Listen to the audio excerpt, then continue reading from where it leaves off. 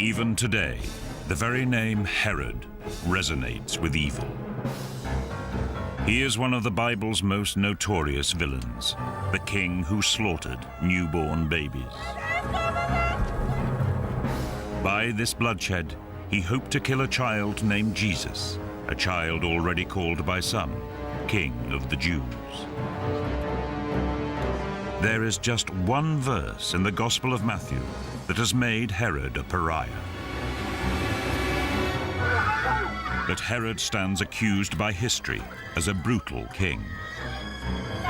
The pattern of his entire life is to use violence as a solution to his problems. So did Herod really carry out this horrendous slaughter?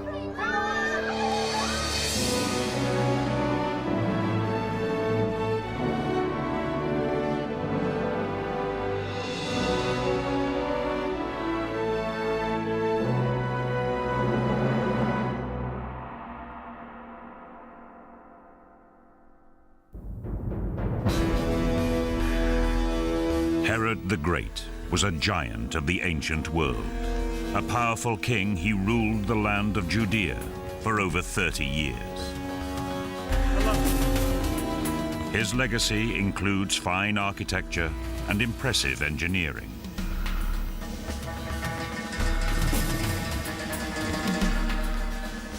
But it's the killing of the children that has earned Herod his reputation as a tyrant. Matthew explains in his Gospel how the crime took place.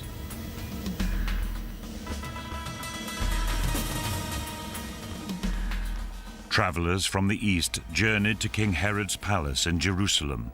Matthew calls them wise men. They had seen a star, a sign that a new king of the Jews had been born.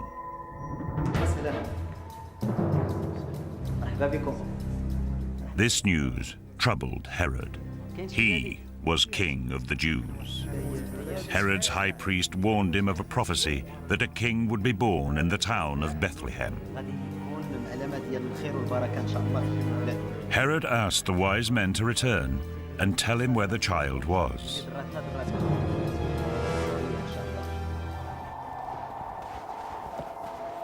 Warned in a dream, the wise men secretly made their way home by a different route.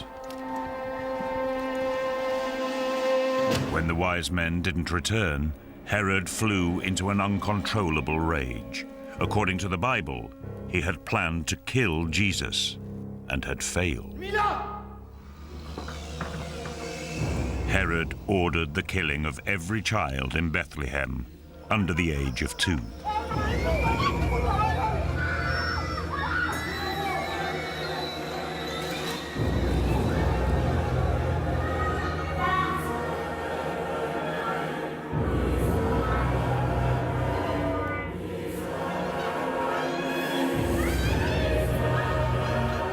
But there was at least one boy who escaped. Joseph and Mary had taken their son and fled to Egypt. The massacre is described in just one verse in the Bible. A single verse has grown into one of history's most infamous crimes. But the evidence that Herod ordered these murders is incredibly thin. In fact, the story is not mentioned anywhere else in the Bible.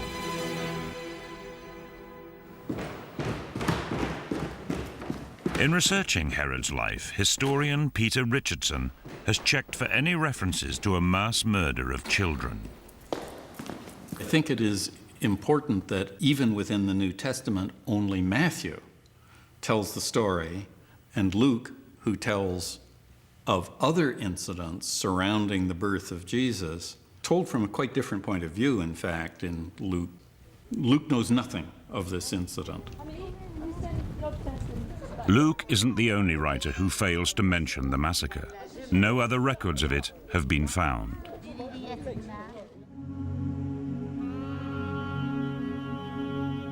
The Jewish historian Josephus lived in the 1st century AD. He wrote about Herod and Jesus, yet he makes no reference to the killing. Josephus knows nothing of this incident. I think we have to simply grant that there is very little evidence for it. We have only Matthew's account. And that should make us just a little bit suspicious about the details of the story. One verse in the Bible, one piece of evidence, is hardly enough to convict Herod. But there's another way to investigate the killings.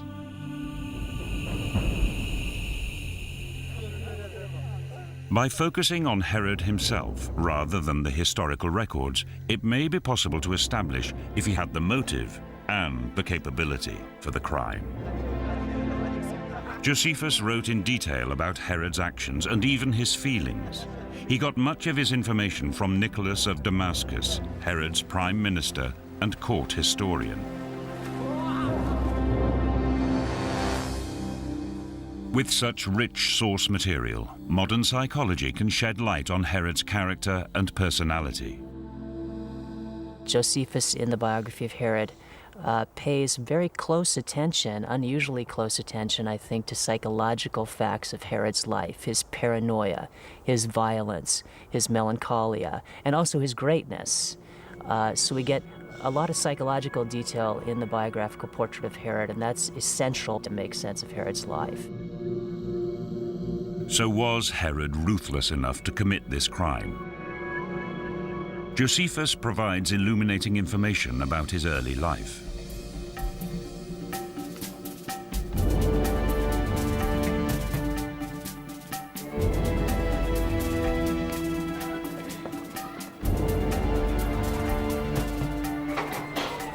Herod's father was prime minister of Judea, a Roman province at the time, and a close friend of Julius Caesar. His mother was an Arab princess from Petra, in present-day Jordan. Herod was born into a privileged world and had an early introduction to the power politics of his age. In Herod's family, he grows up with names at the table that his grandfather and his father have rubbed shoulders with. Pompey, Julius Caesar, Mark Antony, Octavian, Cleopatra, Brutus, Cassius. All of the great names are names right at the table. Herod's own rise to power was fast. At 25, he was appointed governor of Galilee. He married a woman called Doris, and they had a son. His life and career were taking off. But Josephus writes that shortly after this, Herod's life took a fateful turn.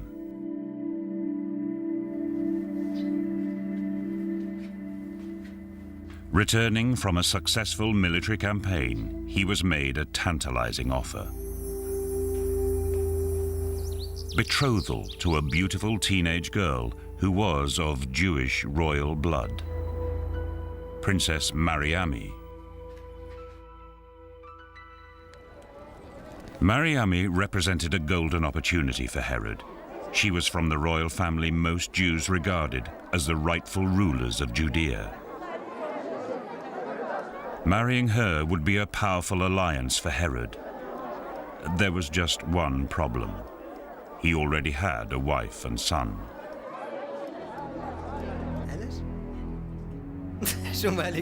Josephus writes that Herod acted decisively. He banished Doris and their 3-year-old son. He went ahead with the betrothal and married Mariamne. The Romans clearly saw Herod as a man after their own hearts. 5 years later, they named him King of the Jews. He wants what he wants. Nothing's going to stand in the way of what he wants. He's going to get what he wants. He's very single-minded in that respect. Herod was ambitious and unscrupulous, but that's hardly grounds enough to condemn him as a child killer.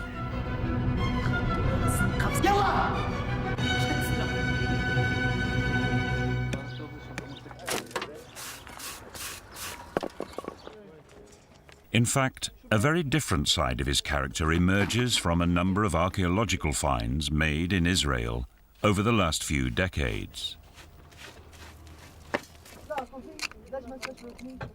They reveal a king with sophisticated tastes, whose legacy as a great builder belies his reputation as a murderer. Guys, it's breakfast time.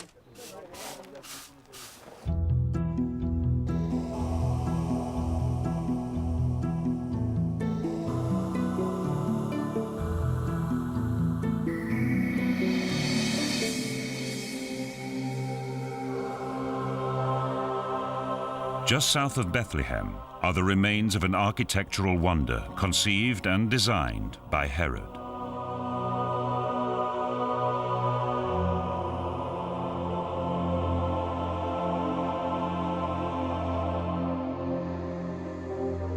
It's Herodium, a desert palace built by Herod, which, according to archaeologist Jody Magnus, is a testament to his engineering genius.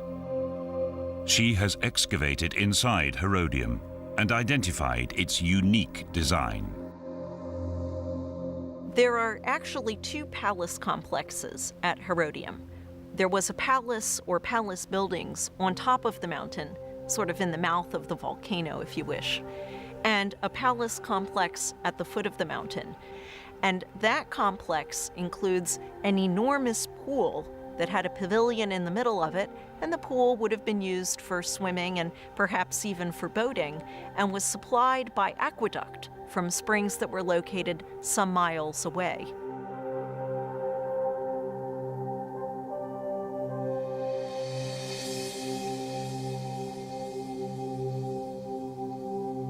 The sheer scale of Herodium has become apparent in the last 30 years. Thanks to the work of archaeologists like Ehud Netzer. He discovered royal apartments, guest rooms, bathhouses, arcades and gardens where Herod could entertain his family and his entire court. A typical day of Herod at Herodium would, maybe he started with swimming. There is a large swimming pool. The morning is very pleasant in the summer to swim. I guess after a good breakfast, he would meet many of the friends. It seems that the site accommodated dozens, if not hundreds, of family members, and no doubt maybe some nice dinners and a lot of wine from Italy. Herodium wasn't unique.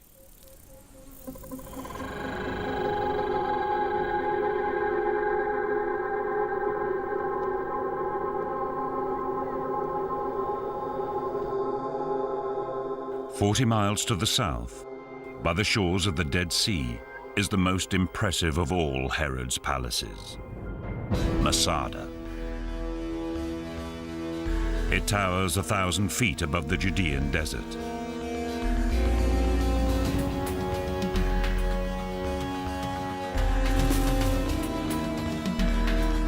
Three stories high, the palace is a sensational feat of building.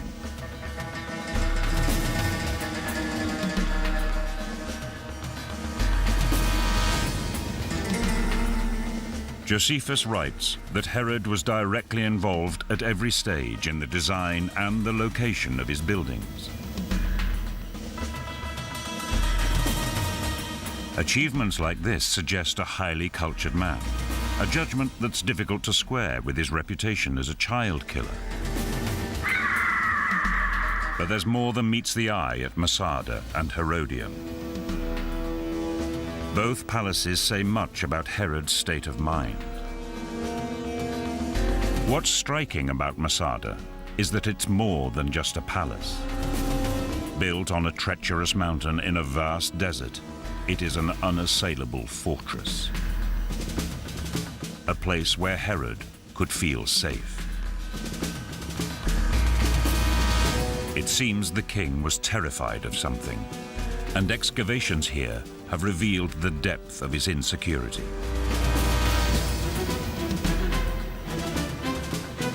Archaeologists have unearthed large storage rooms for food. The water cisterns are the biggest ever discovered from the Roman Empire. Herod had prepared Masada to withstand a very long siege.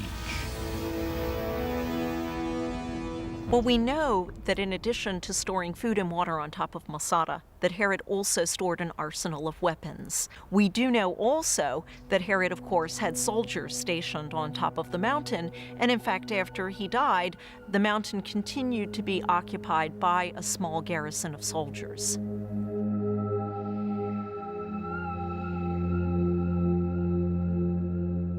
Even the family palace of Herodium is deceptive, for it too is in fact a fortress, another place born of deep insecurity. The steep sides meant Herod could defend it with just a few soldiers. Precisely how was revealed when archaeologists found these huge stones at its base. The big stone, we call them rolling stones, nothing to do with pop music. We call them rolling stones, and this is if a group of soldiers would try to go as a group up, or few ones, you roll them from top, and then it's very frightening as well as effective if it hits the people. Herod's fear was so strong that he built more than 20 fortresses across his kingdom. Signals could be sent between the fortresses with mirrors. They mirror the architecture of his paranoid mind. He had these deep fears of being attacked, of being vanquished, of having his titles taken from him. And the buildings speak to that fear quite directly. Perhaps Herod felt so threatened that he would even kill the children of Bethlehem to protect his interests. But what was he so afraid of?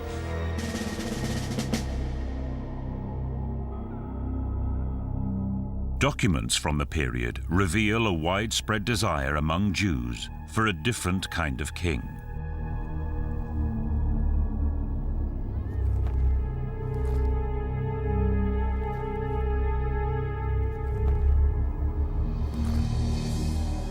They believed a great leader, a Messiah, would be chosen by God to overthrow Herod and become the true king of the Jews.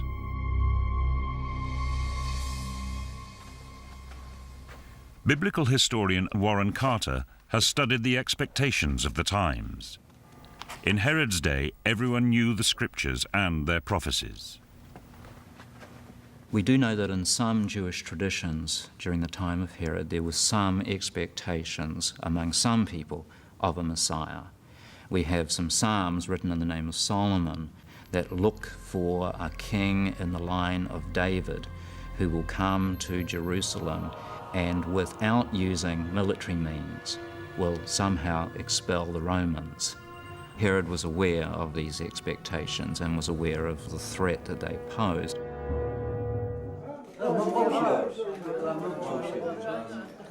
The Jews had every reason to question Herod's claim to be their legitimate king. They expected their king to be a full-blooded Jew, and many were suspicious of Herod's Jewish origins. Herod's Jewishness comes from the conversion of his grandfather. Herod thus is a third-generation Jew, and he acquires his commitment to Judaism as a result of that conversion process rather than through bloodline. Herod himself did not have a drop of Jewish blood in him, though he was Jewish by religion. In fact, Josephus wrote that much of the population looked down on Herod, especially those from old families.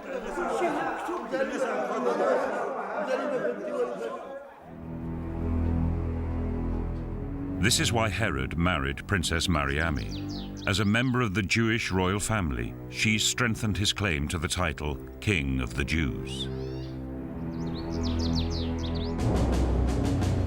Fear of his subjects explains why Herod built such an unusual network of fortresses across his kingdom. Herod fortified Masada and other palaces as a sort of a fortification system against an internal threat, his Jewish population, because the Jewish population did not like him, did not accept him as a legitimate king, and he lived his life in fear that one day they would rise up in revolt and try to kill him. Herod was clearly worried. There's evidence that he went out of his way to flatter his Jewish subjects. He worked hard to gain popularity and public approval.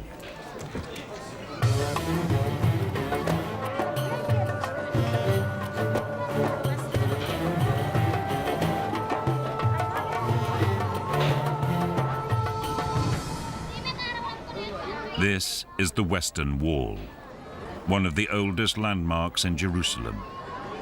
Jews from all over the world come here to pray. This wall is all that's left of a spectacular building masterminded by Herod. Precise descriptions by Josephus have allowed architects to recreate the entire building.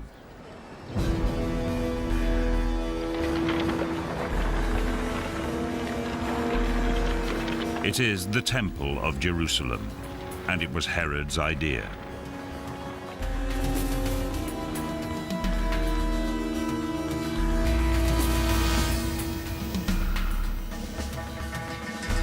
The temple was hailed by many at the time as the most beautiful building in the world.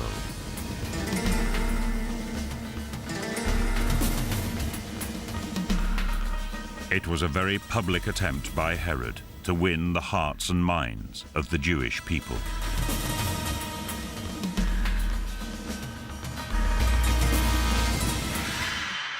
Now, because there could only be in Judaism one temple building, the one in Jerusalem, therefore, by definition, that was, of course, a very important building because the entire Jewish religion was centered around that single building. We do know that it was a very large and magnificent building with marble and gold, and that it was surrounded by its own courtyard with towers and fortification walls.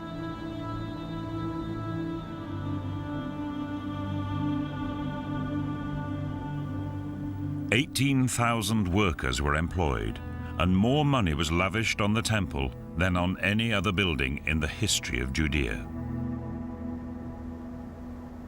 We're told in one of the Jewish sources that God so favored this project that it only rained at night during the years of the building of the temple, but every day was a sunny, dry day so that the project could proceed unhindered. During the construction work, Herod took great care to show respect for Jewish sensibilities. On the human front, it was important that the temple not be defiled during the time of the rebuilding. And in order to get around that, Herod had priests trained in all the relevant building technologies as masons, as carpenters, and so on. There's no question that Herod rebuilt the temple in Jerusalem in order to solidify his reputation with the Jewish people.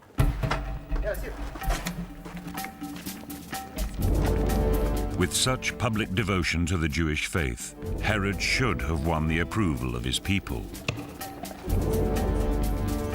But despite everything he tried, Josephus says that many still despised him. The roots of this hatred are not hard to trace. Although Herod was king of the Jews, he had been appointed by an occupying power, the Romans. And to make things worse, he pandered to them at every opportunity.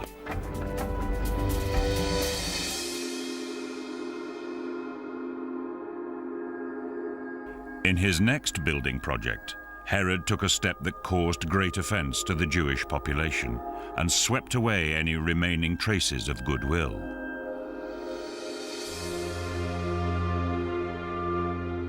Herod's new project lies 60 miles northwest of Jerusalem and was once known as the Jewel of the Mediterranean. It is an entire city and seaport. This aqueduct, which supplied fresh water, is one of the best preserved structures.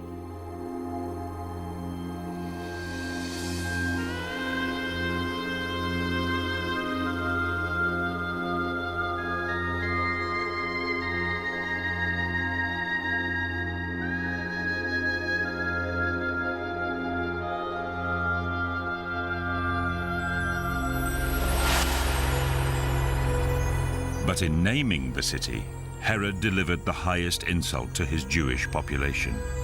He named it Caesarea, in honor of the Roman Emperor Caesar Augustus.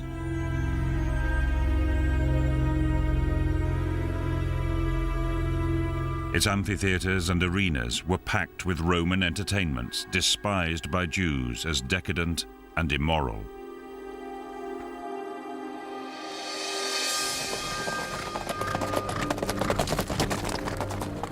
Herod's hippodrome in Caesarea was for horse races, perhaps chariot races, but also could be used for gladiatorial games, battles with animals, between humans, those kinds of bloody spectacles. This was the bloody underside of Roman civilization.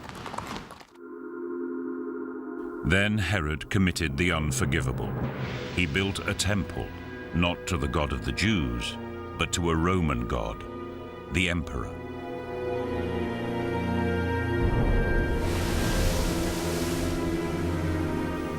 He even funded a vast harbor with proceeds from Jewish taxes. Little of it survives today, but from the air it's still possible to make out the foundations of this sophisticated piece of engineering.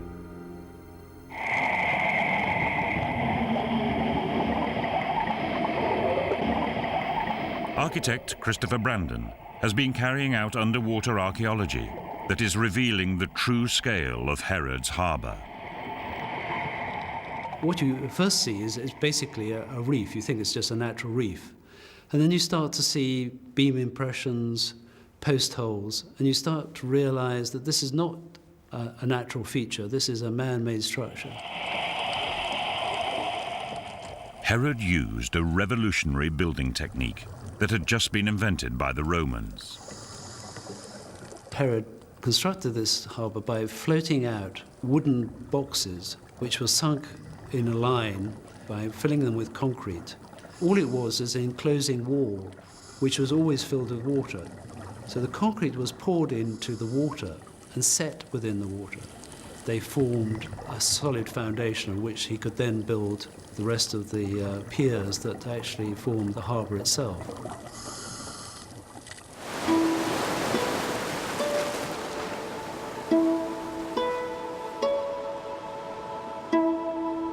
In the final analysis, Herod's sympathies lay with the Romans. No wonder Jews challenged the legitimacy of his kingship. No wonder he felt insecure. It would certainly give him a motive for murdering the children of Bethlehem. But was Herod actually capable of such a barbaric crime? The first indication of just how far he would go came when he was 38 years old.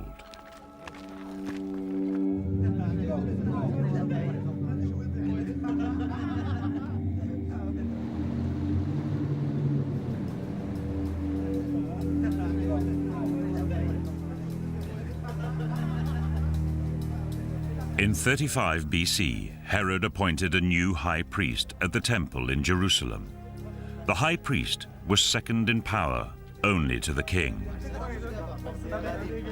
Under pressure from his wife Mariamne and from her mother, Herod appointed his brother-in-law, the 17-year-old Aristobulus. But Herod worried that powerful Jewish families might form an alliance against him and back Aristobulus, a full-blooded Jew, as king.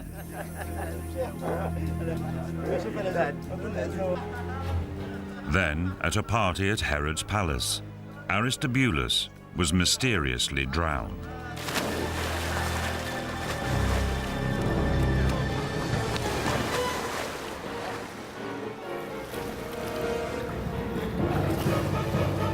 Few believed that it was an accident, and Josephus was convinced that Herod had had the young man drowned.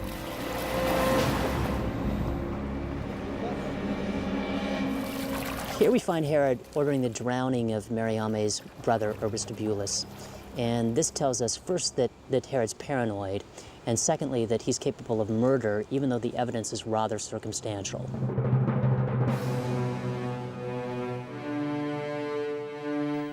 The evidence would hardly stand up in a court of law, but there was worse to come.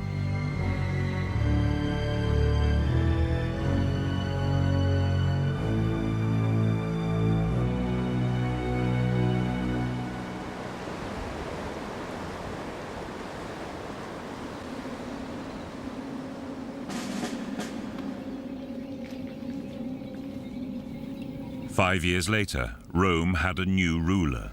Octavian had defeated Mark Antony. Herod immediately switched his allegiance from Mark Antony and went to pledge his loyalty to Octavian.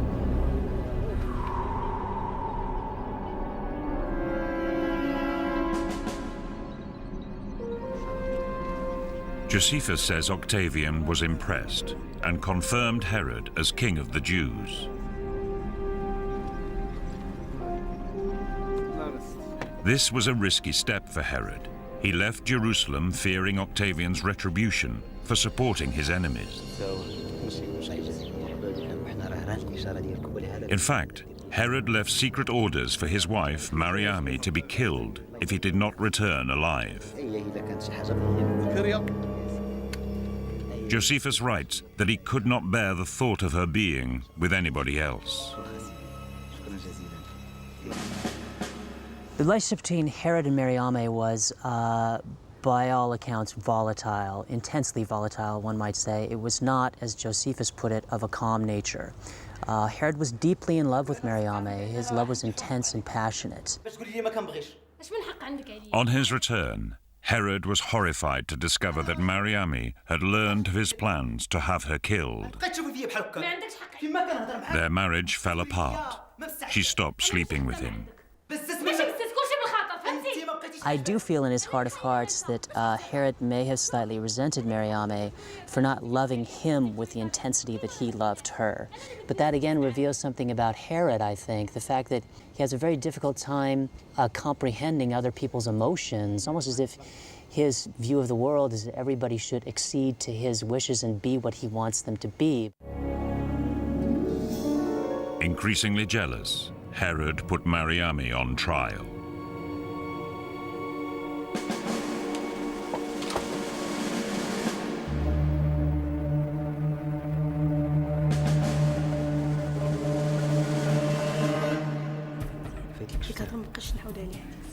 Mariamne was brought before her own husband on a trumped-up charge of adultery. The penalty was death. Herod's sister, Salome, was the chief witness against her.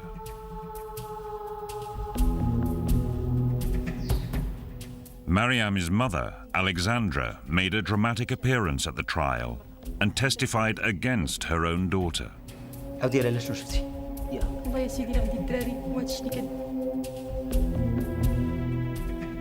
Josephus saw this as a reflection of Herod's hold on Alexandra. She too was on his death list and probably incriminated her daughter to save her own life. Herod declared Mariamne guilty and ordered her execution.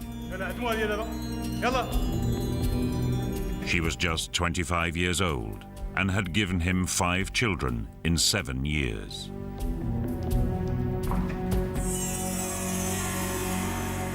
Josephus writes movingly that Mariamne was calm and serene as she went to her death.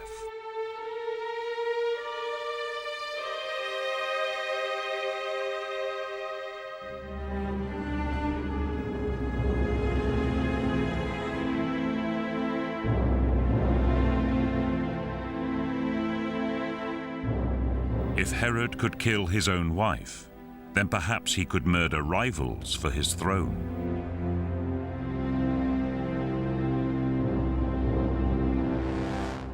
I see the turning point in Herod's life without doubt being his ordering of the murder of Mariamne, and he begins down the avenue of his ruin from then on. I think the ordering of that murder determines a lot of his psychological life from then on. It determines a lot of his motives from then on.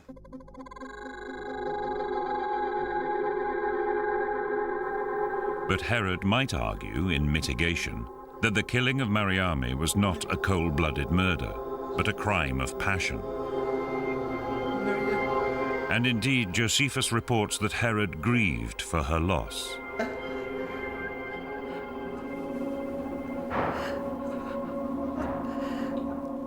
Apparently, Mariamne's death tore Herod apart. He was consumed with remorse and refused to believe she was dead. He wandered the palace, calling her name.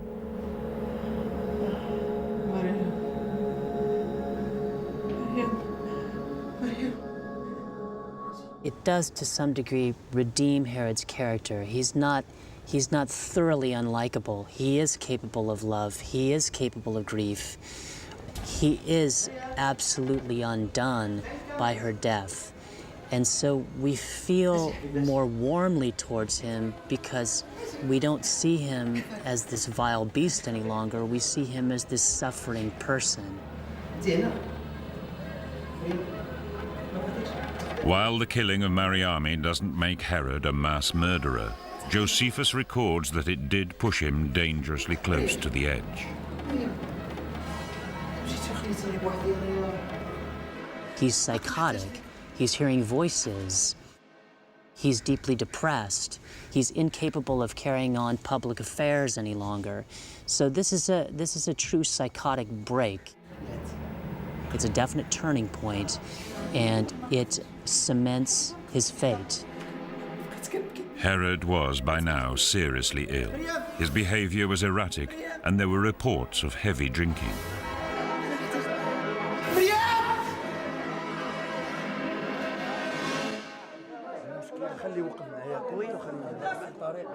His enemies sensed he was losing his grip on the country. Some even thought he'd lost his mind. For the first time, there was a bold attempt to seize his throne. The way Herod reacted gives the clearest indication yet of whether he could kill in cold blood.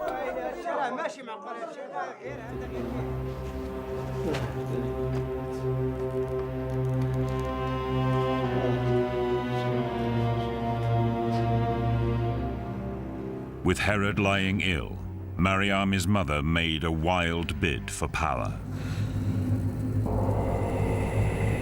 Alexandra declared herself queen, proclaiming that the king was no longer mentally fit to rule the country.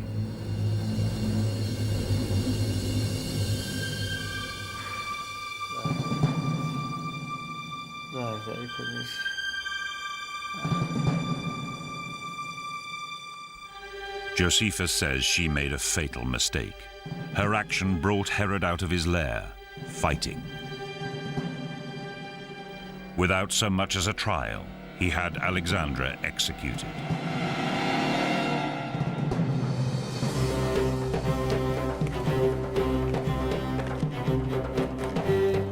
But that only served to increase the risk of a coup.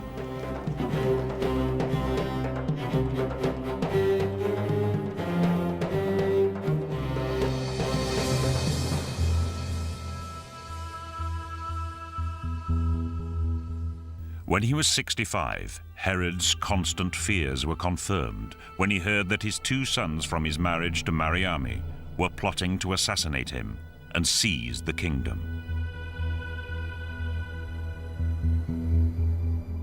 These were his own sons, from the woman he had loved. It's good to remember that Herod, in the later part of his life, was completely unhinged. He believed in solving problems through violence. He was also deeply paranoid. So when rumors are flying about possible efforts on the part of his son to seize power from him, Herod falls back on the behaviors that have worked for him psychologically in the past. Herod decided to act. He had his two sons executed.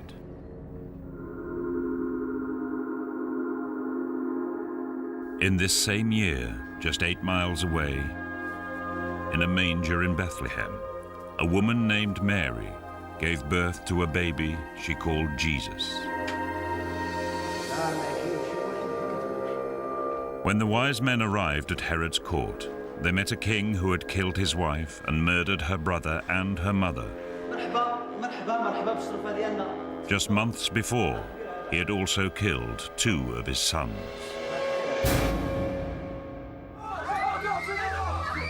If Herod could kill his own children, it doesn't require a great leap of faith to believe that he could also have killed the children of Bethlehem. But if he did, the mystery is why such a horrific episode is reported only in the Gospel of Matthew. Why is the story absent from all other contemporary historical sources?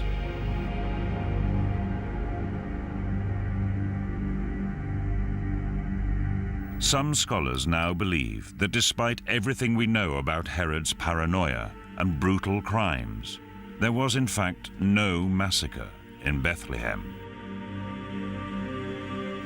They believe 2 different accounts of the killing of children got confused in the retelling of the story through the ages. I find it very suggestive that the birth of Jesus and the execution of 2 of Herod's children may have taken place in the very same year. One of the things that might be happening in the Christian story about the massacre of the innocents at Bethlehem is that the horror of a father executing 2 of his own children has got transferred into the story of the birth of Jesus and has become the story of the execution of a bunch of children at the time of the birth of Jesus. There's another possibility. Perhaps the massacre did take place, but the historian Josephus deliberately left it out. It's possible because Josephus is interested in the important people, the powerful people, kings and successors and rivals and allies, and a little event in a nowhere town like Bethlehem with little people is not something that is particularly important in the grand scheme of things. So it could be that it fell through the historical cracks in that way. But the massacre of children, even in a small town, is certainly worthy of some notice. The Gospel of Matthew does not say how many children were killed. Later accounts, however, insist that the numbers were huge. The Greek Orthodox Church says Herod killed 14,000 boys. The Syrian Church speaks of 64,000. And later, medieval authors went as far as 144,000. But maybe the massacre was not on the scale that any of those traditions suggest.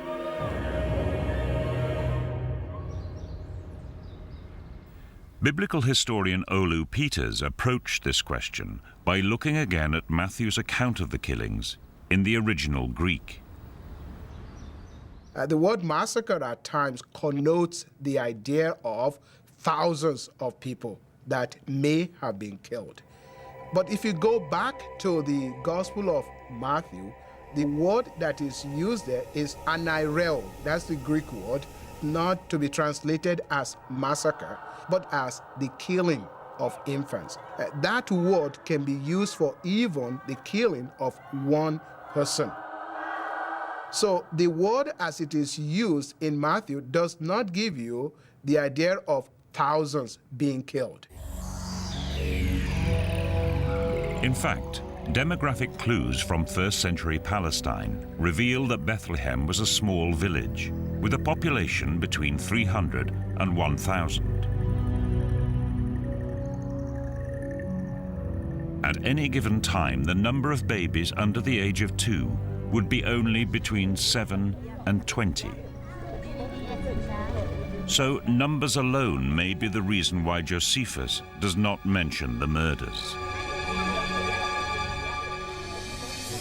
That's still not enough evidence to convict Herod beyond a reasonable doubt, but he certainly had the motive and the cold-blooded capability. And for some historians, that is enough to condemn him. It's overwhelmingly obvious to me that the slaughter of the innocent children of Bethlehem is entirely consistent with Herod's way of dealing with problems in his life. Violence is a theme in his life. He killed his wife, after all. He killed his sons. So when he hears of this king of the Jews being born and perceives a threat to his kingship, it seems perfectly understandable that he would resort to violence. It's worked for him in the past. And it worked for him over and over again.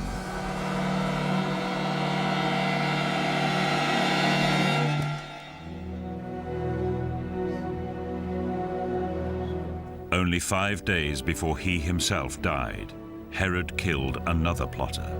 This time it was his son Antipater. This was his own firstborn child, the baby boy he'd had with his first wife, Doris.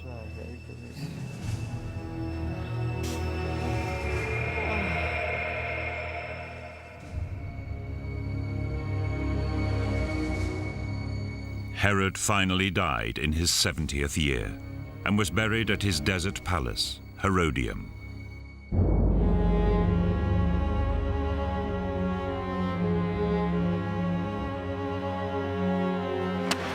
He is remembered today as the tyrant who tried to kill the infant Jesus. Ironically, although he failed, many historians now take the view that Herod actually created the conditions for Christianity to flourish. Herod has embodied Roman rule in a way that has caused much misery and much pain and much hardship for much of the population. There's been considerable resistance that has built up. There is longing among some for a very different way of life. The teaching of Jesus taps into this unrest. He envisages a different sort of society. The teachings of Jesus offered hope and a better world to people who had been oppressed for more than a generation. At the same time, Herod's connections with Rome allowed Christianity to spread out across the wider world. The development of roads, for example, the Roman peace, the ability to take ships from one place quickly to another, the interest in literature, all of these things play into the ongoing strength of early Christianity as it develops in the first few generations. So in some ways, Christianity has a kind of debt, dare I say, to Herod the Great for helping to create some of these conditions that allowed it to flourish. Having failed to kill its founder, Herod would be astonished to see what Christianity became, so far beyond the borders of his kingdom, where it began.